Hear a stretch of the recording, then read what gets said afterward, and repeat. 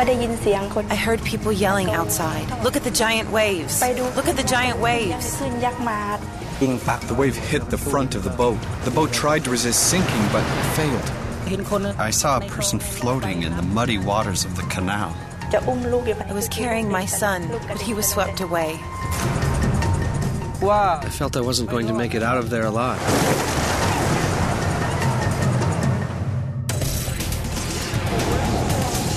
From the Weather Channel, this is Storm Stories with meteorologist Jim Cantore. December 26, 2004. At 7:59 a.m., a 9.3 earthquake splits the seafloor more than 100 miles off the coast of Indonesia. The temblor generates a series of waves that radiate across the ocean from the epicenter.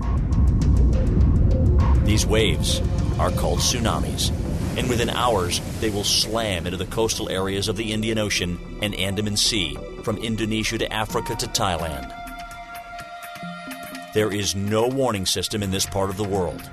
Hundreds of thousands of unsuspecting people are about to die. Near the village of Banam Kem, Thailand, Sutipong Pahopad is in his boat on the Andaman Sea. He's been working since 4 a.m. I'm a fisherman. I've been doing this since I was 10 years old. It's a family business. He and his wife, Suparat Silao, were married 10 years ago and have a 3-year-old son named Dio.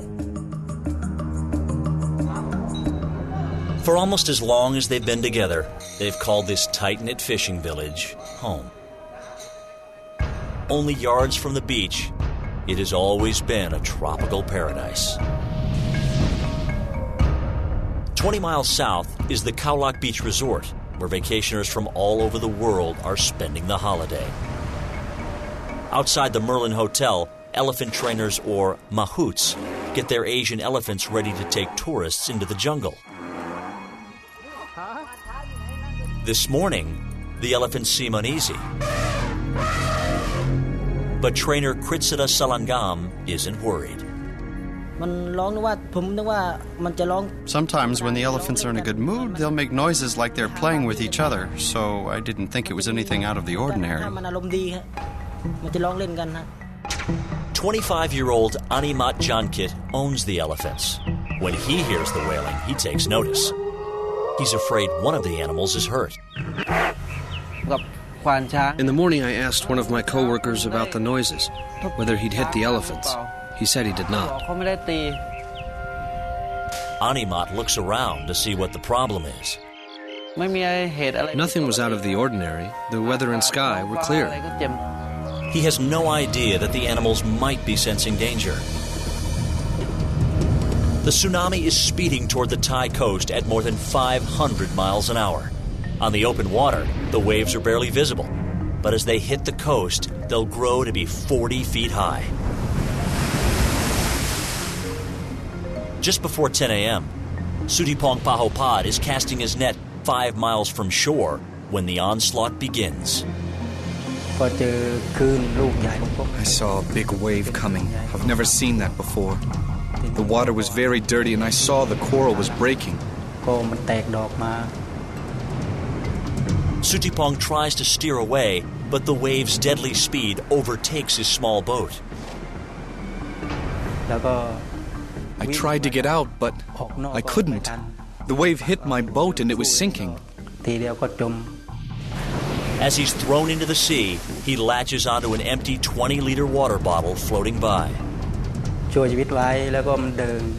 It saved my life as I was swirling around in the water. The wave was swirling back and forth from the shore. At the Khao Lak Resort, the elephant trainers lead a small tour group toward a waterfall. Kritsada has 2 children on the seat behind him.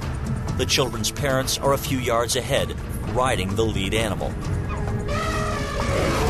Without warning, the elephants break into a run. Kritsada tries to regain control, but the animals charge ahead. I tried to make the elephant turn back to see what it was afraid of, but it wouldn't, and it continued to run forward. Down below, at the elephant camp, owner Animat Jankit watches as his other animals try to break free. The elephants started acting really weird and anxious. They broke their chains and took off uphill toward the jungle. Animat runs after the elephants. Then he hears strange noises behind him. He looks over his shoulder and stops in his tracks. 40-foot waves are crashing ashore.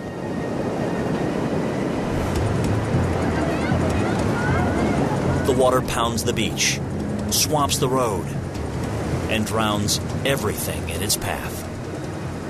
I heard everyone start to scream and run. There was a mass of people and cars on the street. Everything was extremely chaotic.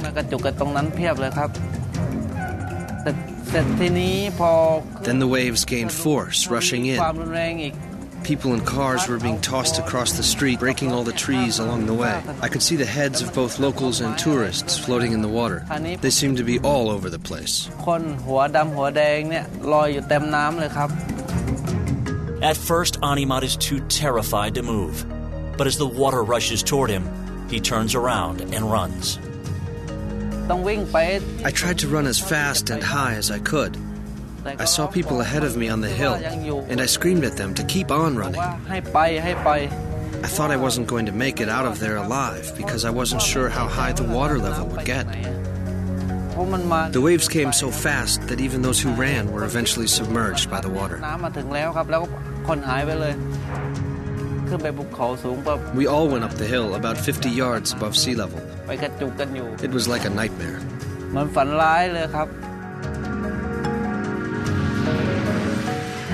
On that same hill, Kritsita's elephant is still out of control.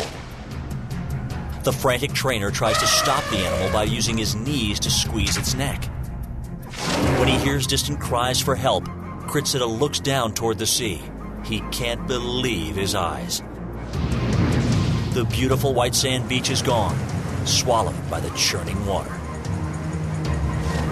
I saw people and a truck floating along with the current, so I kept steering the elephant up the hill.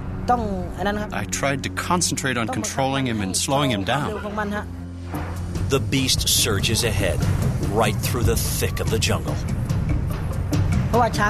When an elephant panics, it keeps on running, but the person on the top of the elephant can get hurt from the tree's thorny branches. It is really dangerous for the mahout and the passengers when an elephant keeps running up a tree-covered hill. Kritsita shouts back to his young passengers. Although they were scared, they knew to hold on tightly. I was thinking that somehow I needed to get these tourists off the elephant. But if I got off first, the elephant would not have stopped. In a desperate attempt to slow the elephant, Kritsita smacks it with an ankus, or elephant hook. The sharp edge of the hook causes the elephant to pull back a bit, but it still lumbers through the jungle. Finally, other trainers come to Kritsita's aid and halt the beast. It's chained to a rubber tree. I commanded the elephant to kneel down and told the young tourists to jump off, and they landed safely on the ground. At that point, there were a lot of us who had escaped to the hill. 5 miles out on the sea, fisherman Sutipong Bahopad still clings to an empty water bottle. Back in the village where he lives, his wife Suparat gets word of the tsunami. I heard people yelling outside. Look at the giant waves. Look at the giant waves. I was on my way to see the waves when I thought, what about my son? Suparat heads to her neighbor's house where Dio is playing, but the tsunami already has moved well inland. There were people everywhere on the streets in a state of chaos. My neighbor handed me my son. As soon as I grabbed him, an old 3-story farmhouse next door collapsed. It made a loud noise. Boom!